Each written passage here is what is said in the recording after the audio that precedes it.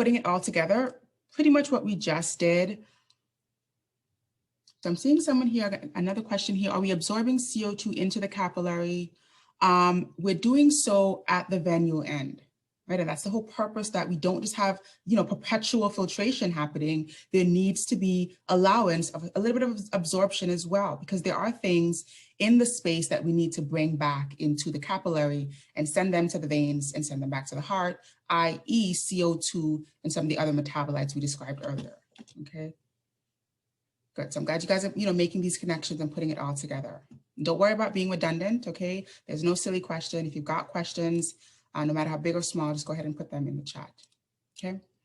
All right, so kind of putting it all together here again, we just did this. We netted out our pressures. And so we described this relationship, the net filtration pressure, our overall filtration pressures, which we said is the capillary hydrostatic pressure, the interstitial fluid osmotic pressure, and then our overall absorption pressures, the capillary osmotic pressure, and then the interstitial fluid hydrostatic pressure, okay? And so we just did this calculation, which proved to us that there should be filtration greater than absorption, right? At least at the arterial end to start, okay? And so what we see is that per day, on the arterial end, we have a net filtration of about 3 liters of fluid moving from our capillaries out into the interstitial fluid per day, okay? That net filtration, as we talked about earlier, is facilitating oxygen going into the tissues, nutrients going into the tissues, but it's not allowing for excess fluid. That's why we have those balancing forces, that some of the fluid goes out and then some is reabsorbed. But then if we net that out, 3 liters per day, goes and stays into the interstitial space on a daily basis, okay? So in other words, there's more filtration overall happening than what is reabsorbed on the venule end. And then this fluid gets captured and picked up by the lymphatic system. This is why the lymphatic system is so important. It's going to capture that excess fluid and help to return it to the circulatory system through the lymph, through the drainage of lymph vessels towards lymph nodes, and then those eventually dump into our veins, specifically the jugular vein that we'll talk about when you look into the lymphatic vessels more specifically, okay?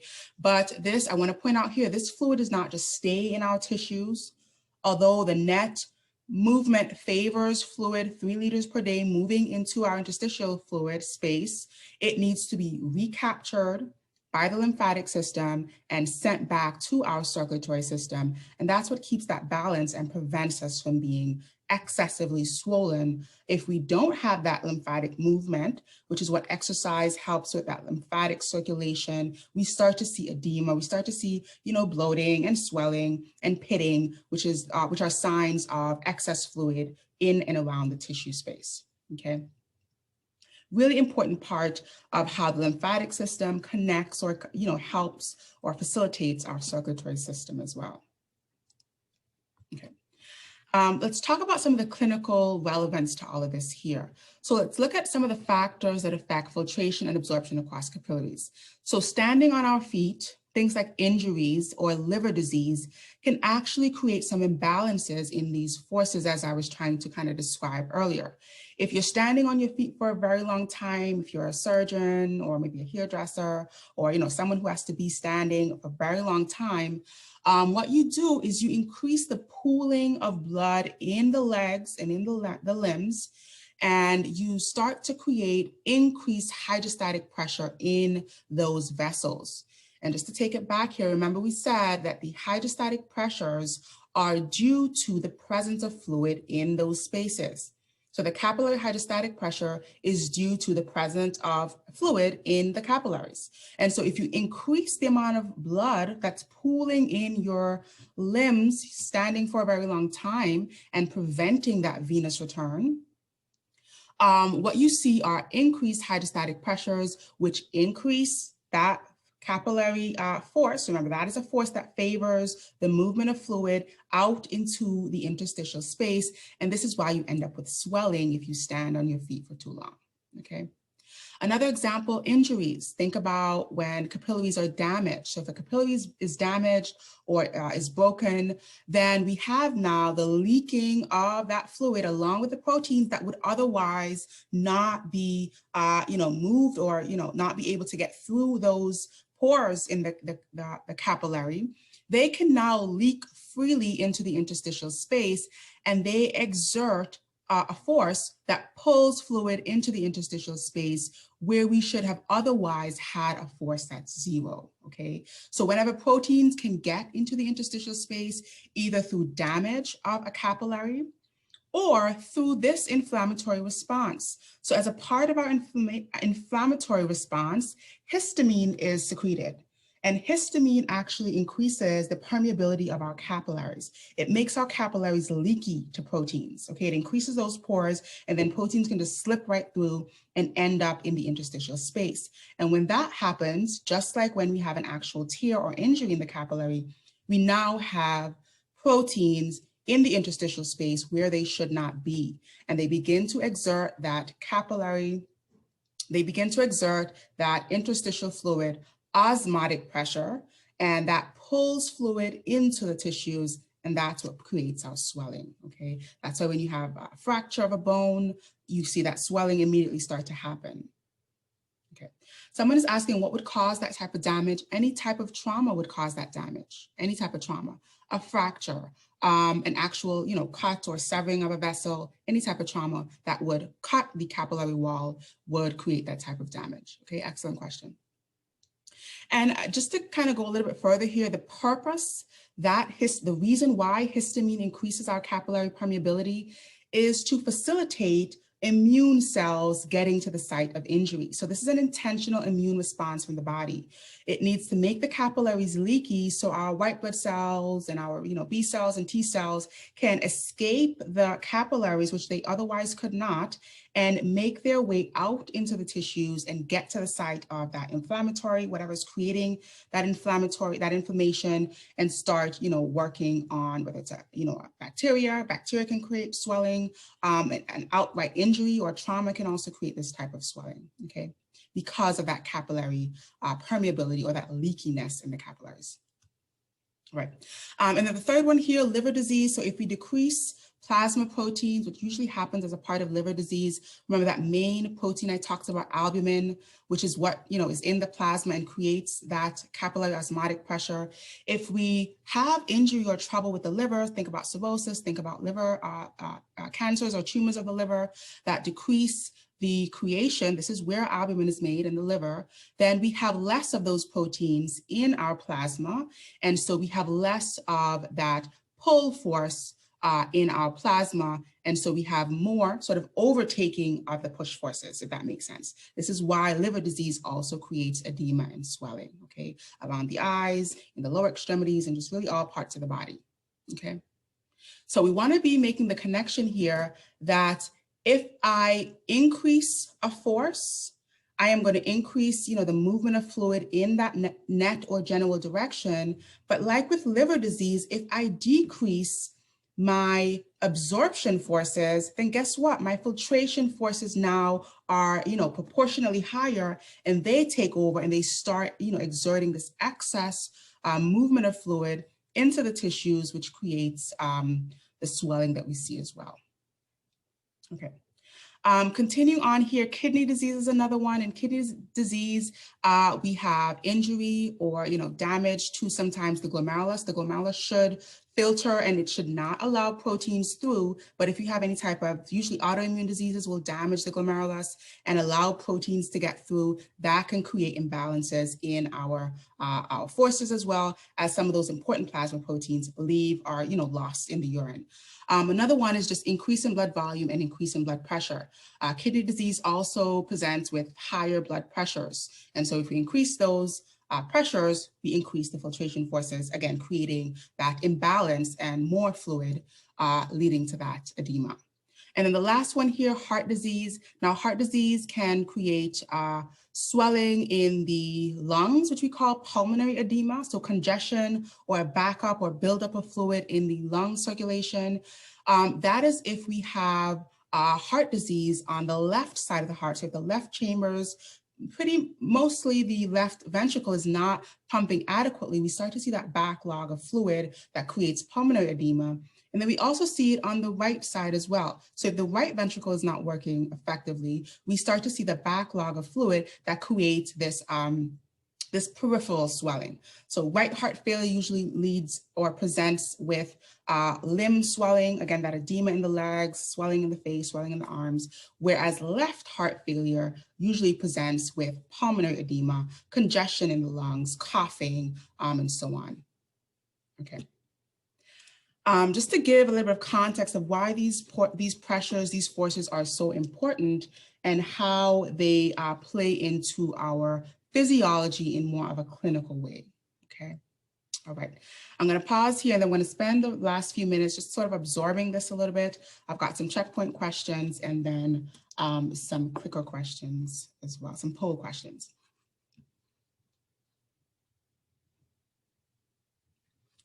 Okay.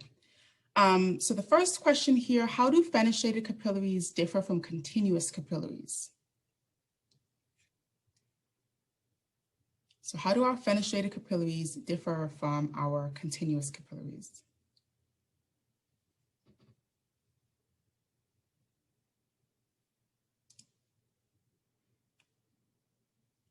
All right, perfect. So I'm seeing they have spaces between the endothelial cells. Excellent. Yes, that's going to be the fenestrated. And then someone else is saying wider gaps. So that's also true. So whereas continuous capillaries have really small, really narrow pores, the fenestrated capillaries have much wider pores. And so larger, cells, larger molecules like proteins can just slip right through. Whereas continuous capillaries, ideally, that is not the case. Okay. Number 2 here, of the following changes, which would tend to cause an increase in the weight of fluid that is filtered from the capillaries? So this is a bit more complex question. And we can kind of break this down and let's think about what the question is asking. Really important to sort of reword the question here. So of the 4 changes below, which would tend to cause an increase in the weight of fluid that is filtered from capillaries.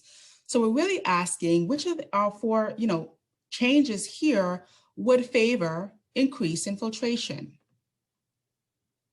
Okay, we can reword this question to say which of these 4 changes would favor an increase in filtration or net filtration, we can say. So I'll give you a minute or so to kind of walk through them and then we'll discuss. Yeah, I'll give 1 minute and then we'll discuss.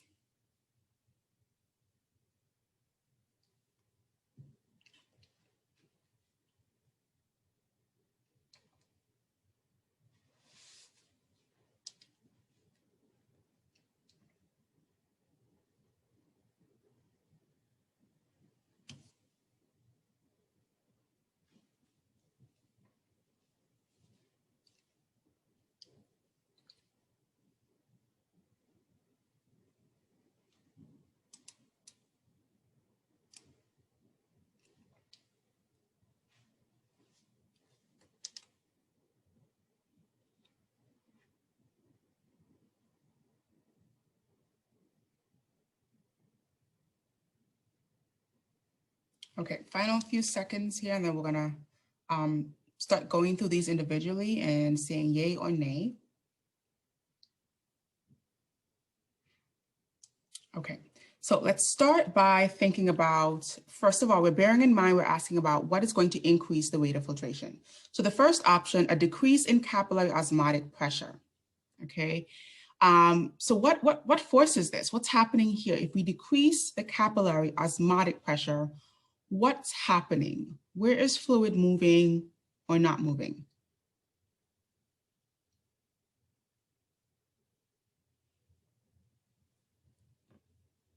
And remember, we said that we want to start by first placing, sort of standing ourselves in where that force is representing. So we're talking about what's happening in the capillary here. Then we want to think about the type of force that is being exerted, okay? So we want to say this is an osmotic force, so this is a pull.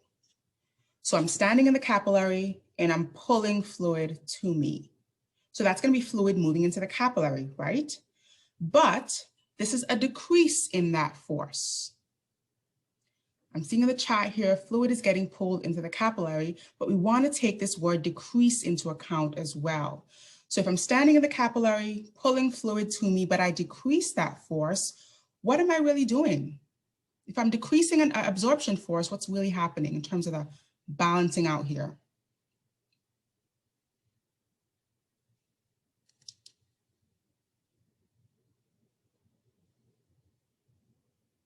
We're absorbing less.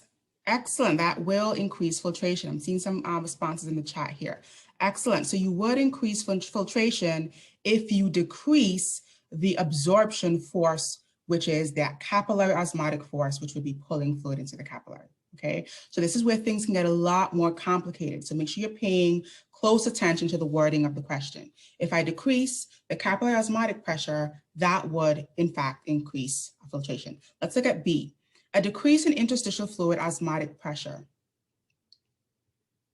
So again, we're going to start by thinking about where we're standing or where this is located. It's in the interstitial fluid space. This is also an osmotic pressure, so we're going to be pulling fluid as well.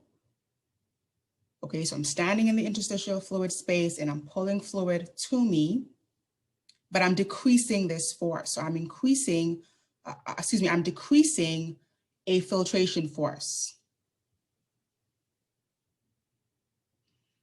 Excellent. So I'm seeing in the chat here that would increase absorption. So would that increase filtration? No, right? Right. So this would be a force that favors increasing absorption. In other words, not a force that favors increasing filtration. I hope everyone can see that. Okay, so far A is correct and B is not. B does not favor an increase in filtration. It favors an increase in absorption. Excellent. Let's look at C, an increase in venous pressure.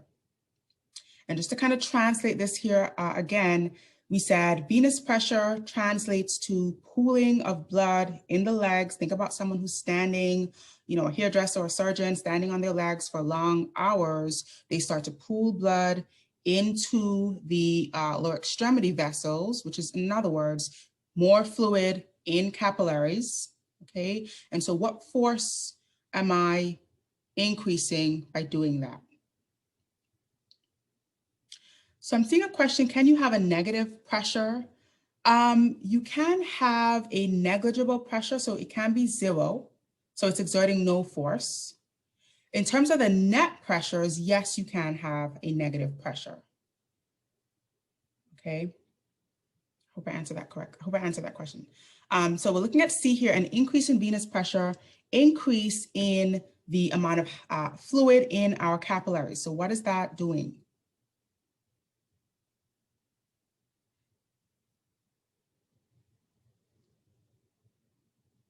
Perfect, perfect. I'm seeing in the chat here, the hydrostatic pressure in the capillary would increase.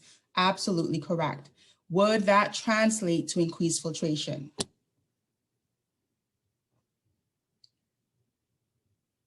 Perfect. The answer is yes, that would translate to increased filtration. Again, I'm creating more fluid pooling in my veins or in my limb veins. I am creating more fluid in my capillaries as well. That would increase capillary hydrostatic pressure. That would be a force that favors filtration. Okay, so far A and D are yes, B is no, and then D, an increase in plasma protein concentration. I'll let you guys kind of walk through this one sort of in the way that we just did.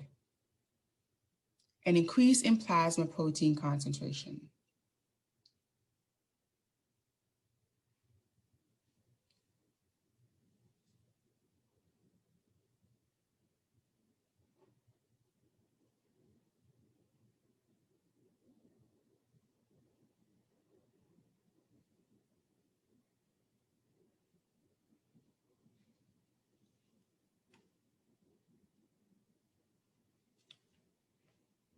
So if I'm increasing the amount of proteins in my plasma, what net force is being favored there?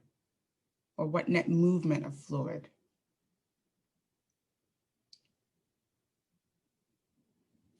So I'm seeing here osmotic, capillary osmotic pressure increases reabsorption. That is absolutely correct, okay?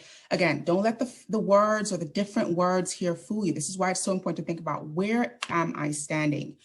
Words like plasma, words like capillary, words like venous pressure, those are all indicating what's happening in the capillary. So I'm standing in the capillary at this point, okay? I'm increasing the protein concentration, which we know is a pull force. That is synonymous with the osmotic force.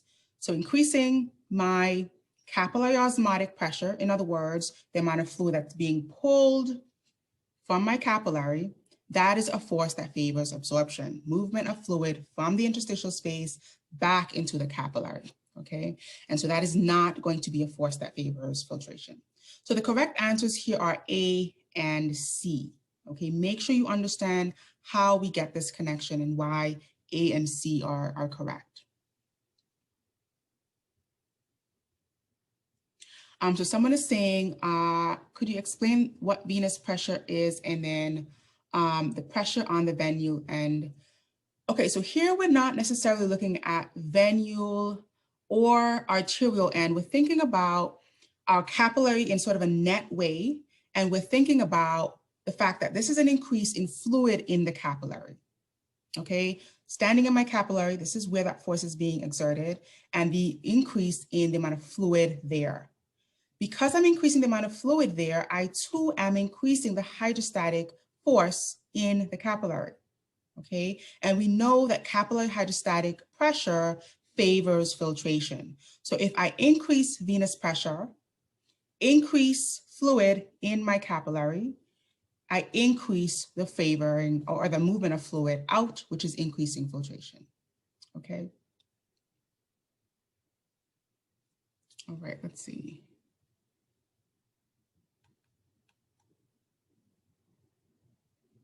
I'm seeing another question here. I think I missed this. Does it work to think about an increase in venous pressure, increasing filtration, because it would cause the number to be more positive? Yep, you can definitely think about it that way in terms of looking at the individual forces.